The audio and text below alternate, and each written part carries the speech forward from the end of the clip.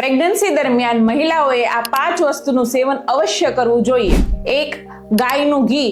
દરરોજ સવારે 1 થી 2 ચમચી ગાયનું ઘી સેવન કરવું જોઈએ, જે બેબીના ગ્રોથ અને નોર્મલ ડિલિવરી માટે ખૂબ જ જરૂરી છે. 2.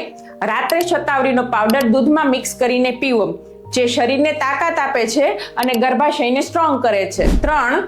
હંમેશા તાજો અને ગરમ ખોરાક ખાવો. બહારનો ખોરાક, જંક ફૂડ અને વાસી ખોરાકને બિલકુલ અવોઇડ કરો. 4.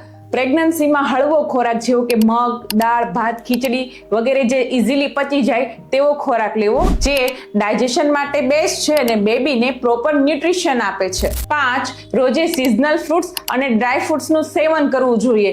બદામ અને અખરોટ જેવા ડ્રાય ફ્રૂટ્સના કારણે બેબીનું જે ડેવલપમેન્ટ છે, ખાસ કરીને બ્રેઇન ડેવલપમેન્ટ ખૂબ સારું થાય છે. યાદ રાખો કે પ્રેગ્નન્સીમાં ખોરાક જ સાચી મેડિસિન છે. સંતુલિત ખોરાક લેવાથી બાળક અને માતા બંને તંદુરસ્ત રહે છે.